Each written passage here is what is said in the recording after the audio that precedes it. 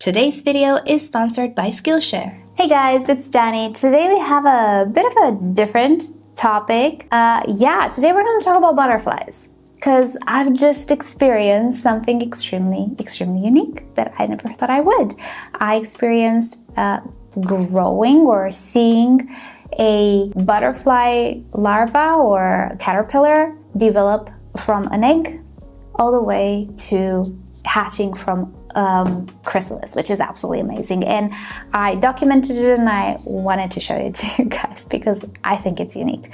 Right, so first thing you need to know about me, I am absolutely obsessed with butterflies. I have many butterfly accessories. I love butterflies. I love knowing about them. So you can imagine how excited I am. So the backstory is I moved to this new house. It's the first time I have a garden in 30 years. Not really, a little less than 30 years, but yeah, it has always been my dream to have a garden. But as it turns out, my garden is also the biggest terrarium that I could ever have, in the sense that there are a bunch of plants and critters that I absolutely adore and I enjoy discovering in my garden. And initially, how it all started was I started to document and research about the types of butterflies that we have in Cyprus and what plants I can plant to attract them, what flowers and everything. And so I discovered that we have a certain type of swallowtail butterfly that is called a lime butterfly, which places its eggs only on lemon tree leaves. And I have a lemon tree, be it very tiny. And I've also seen some weeks ago some butterflies just hanging around the lemon tree. At the time I didn't know, but I thought, oh dear, they're looking for flowers and I have no flowers and I have to put flowers in my garden to attract them and to give them food. So that's how I started to research. But no, it just hit me that that butterfly probably was just depositing eggs. And I went on my lemon tree, which, as I was saying, is tiny, and I could spot if there was a caterpillar or something, and yeah, I noticed the caterpillars. The caterpillars of the lime butterfly are unique looking. They look like bird droppings. So that's how I figured they were actually caterpillars. They were moving. I looked for bird droppings. And it's pretty easy to tell when they're there because, you know, the lemon tree leaves are very green. So I discovered, yeah, I have the caterpillars, which was so incredibly exciting. And from there, I decided to document their growth. I will show you images with the eggs as well. They're not the original eggs, but ever since then, I did see other butterflies putting eggs there. So I just filmed them just to show you how the eggs look like as well. But before that, let me tell you about another great course that I watched on Skillshare, today's sponsor. Skillshare is the largest online learning community for people that are curious and hungry to learn new skills. Here you'll find thousands of creative classes in countless categories such as decorating, design, illustration, photography, music, and so much more. And recently, I watched another very short and sweet class that will help me out greatly. This is Dark Botanical Photography by Linda and David, a couple of creative folks. This is how they describe themselves. And the reason is, me and my husband want to start decorating the walls. Like, the walls of our house are still empty, but we want to put photos that are meaningful to us.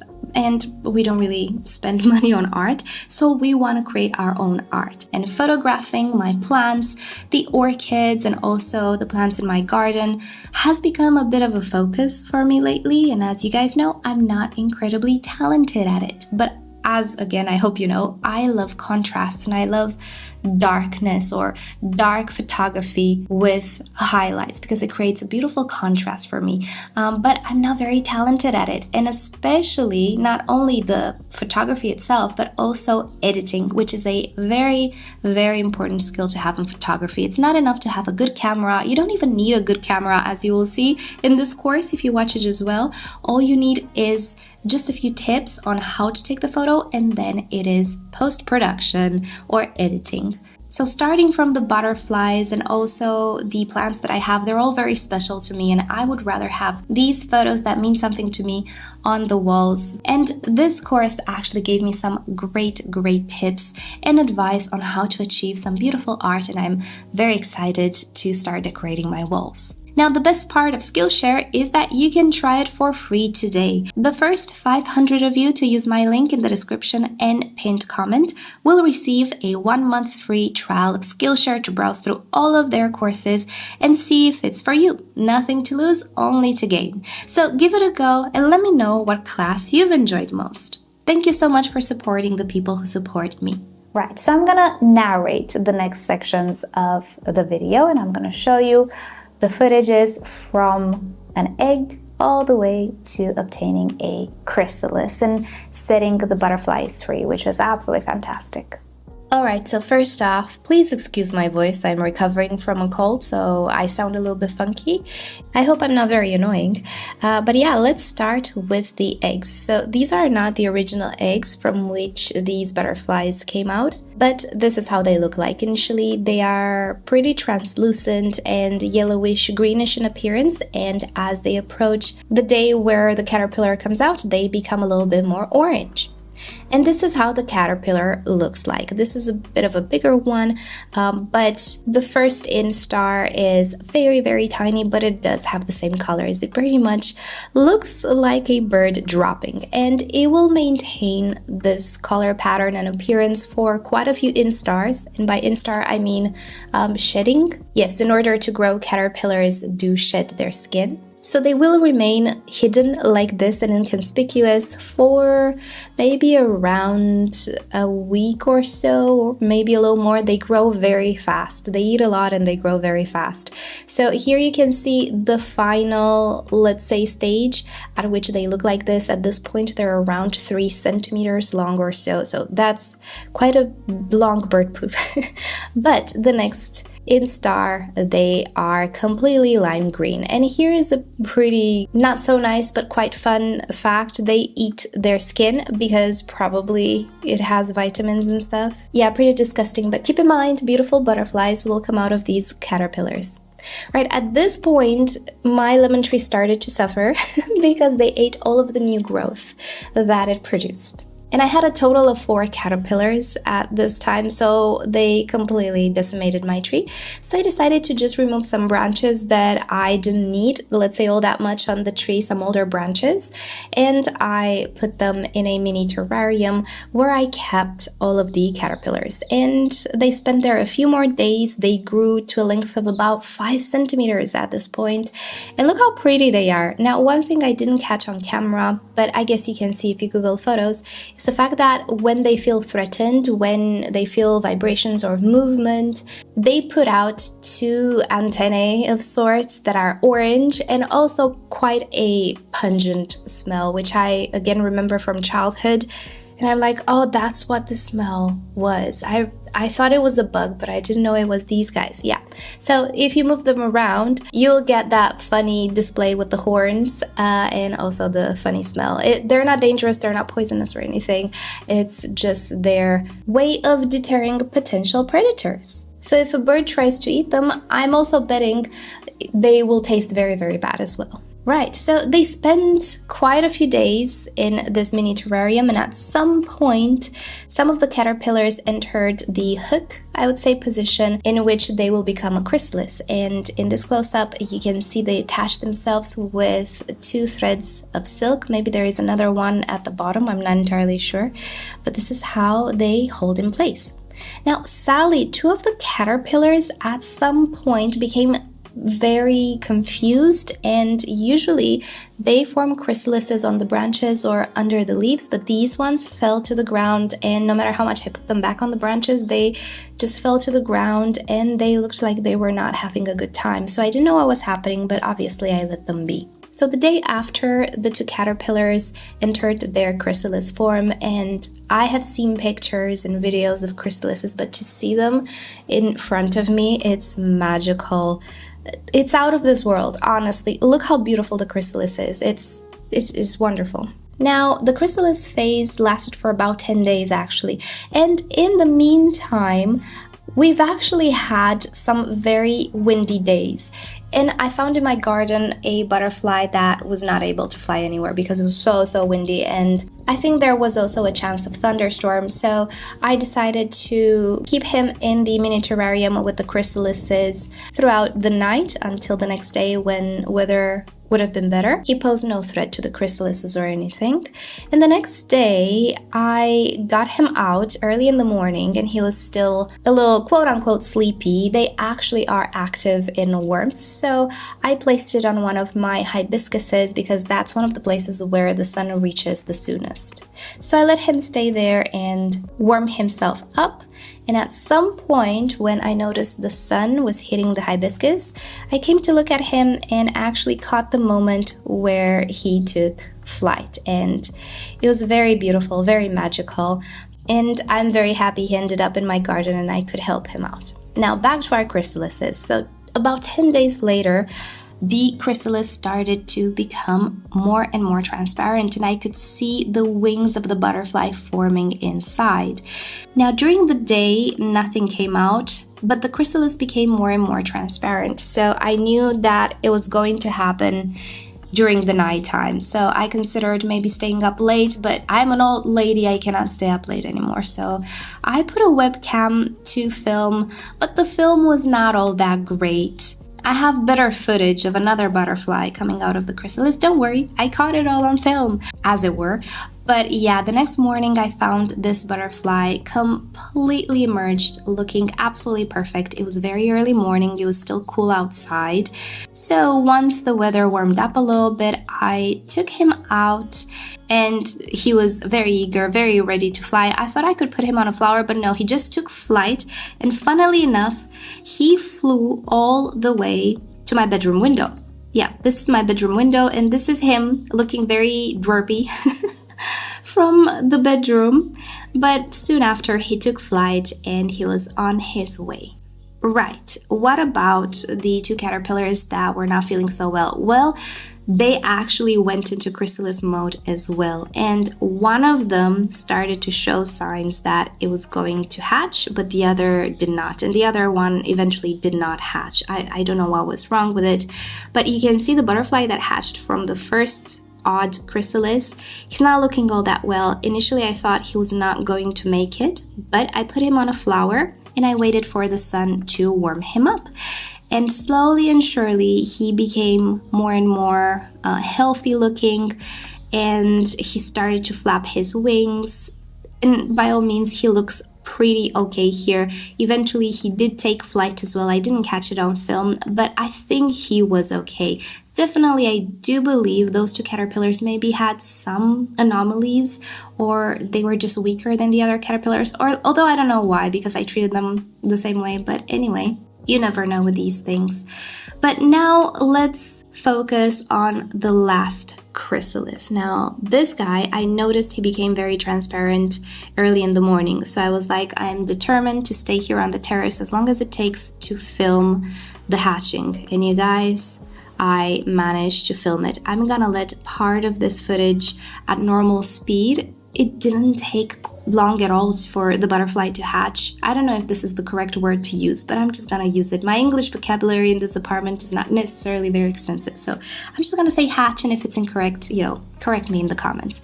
So it didn't take very long for the butterfly to completely hatch, but waiting around for it was about 2 hours, and this camera cannot film more than 20 minutes at a time, so I was there just erasing the footage where nothing was happening and starting all over again. And at some point he started to hatch, and initially the butterfly's wings are not straight, they are still kind of crinkly, and as far as I understand, he needs to pump blood into his wings, or fluids at least. So the hatching part was pretty quick, but then straightening of the wings, that took a while, and we're gonna have sped up footage here because it's also very nice and very interesting to see how the wings straighten more and more and more.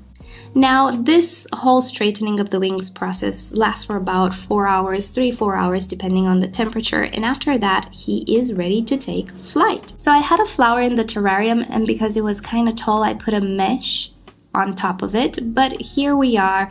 The butterfly is ready to be released. He's ready to come out. And again, I'm incredibly lucky once again to catch a magical moment in which he gets his wings ready one more time and he's off on his way. He's so beautiful. And that has been my experience with hatching, let's say, butterflies, line butterflies, and I will be ready next year to do it all over again. But I will get a dedicated mini lemon tree for this. I hope you've enjoyed the process as much as I did. Right. I hope Editing Daddy did a good job. Some of the footages you saw was filmed with the phone, some with the camera. I am so incredibly fortunate that I caught the moment that butterfly was getting out of its chrysalis, because this camera can only film 20 minutes at a time. So I was there making sure that I film and delete what I filmed if nothing happened, and then film again and so on. I was there on that terrace or like outside, and I didn't have to wait too long to actually see the butterfly just come out of the chrysalis. And it was absolutely unique. Now, funnily enough, releasing the butterflies was very therapeutic, because the first time that I saved, and I also, just a random butterfly came into the garden because of the winds, and releasing it the second day, again, it tapped into a memory that I have. When I was little, I did save what I guess I saved it. I saved a swallowtail butterfly. Not really like these ones. It's the one with the actual tail. Those are the ones that we have in Romania a lot. And I was very small, like 5, 6, I would say 5 years old. I don't know if I had a sense of what being useful or important meant, but assisting, I don't think I saved it, but definitely I was in trouble. Assisting that butterfly gave me a sense of importance and taught me what being useful meant, or being important, or if you want, mattering. Right? It taught me what it meant. And releasing the butterflies and helping that one butterfly kind of brought me back to that childhood memory and feeling important again. And that's a feeling that is absolutely amazing, isn't it? Like, it's such a vivid memory that I actually put it on my wrist. Right? It's not a wrist, it's my arm. The butterfly upon which this tattoo is based on is that actually swallowtail type of butterfly. And these ones are not identical, but they're very, very similar with that one. That's how much that memory stayed with me, and it's important to me. And I got to relive it again. It was absolutely amazing. So, from now on though, and especially this season, I'm looking for a tiny lemon tree that can serve as a feeding station for the caterpillars, because my lemon tree is so tiny. It suffered a little. I don't care necessarily. I mean, I much more care about them, but I kind of want the tree to grow a little bit first and then get decimated by caterpillars, so next step is to actually get a smaller lemon tree, at least for a couple of years until my lemon tree grows a little more, and use it as like a food source for them. Whenever I see some eggs or some caterpillars, just move them there. I did actually, one day I found the caterpillar that was just blown by the wind or something, like on my chair. And I had to put it on the lemon tree, but I need to buy a smaller lemon tree now. So that was my experience with the butterflies, with the chrysalis, with releasing them, with, just getting the opportunity to act like a scientist. Is it? When you go in the Amazon and you observe like the animals and stuff, far from it, but like it's a glimpse of that, and it's amazing. And I advise anybody to go through the process if you have the opportunity to assist butterflies, because it's great. I know that some people see the caterpillars as pests. I guess they kind of are, I don't know, but the butterflies are pollinators. Win some, lose some, I guess. That's why, maybe get a smaller tree if that's what they eat. Although not all butterflies eat the lemon tree. Anyway, but yeah, I advise everybody to go through the process because it's really amazing. It's really, really interesting. And I felt like a little scientist. Right, so with that said, thank you so much for hanging out with me today and listening to me blab. And I hope you've enjoyed seeing this wonderful phenomenon, which is unique in the animal kingdom. And yeah, with that said, I'll see you all next time. Bye.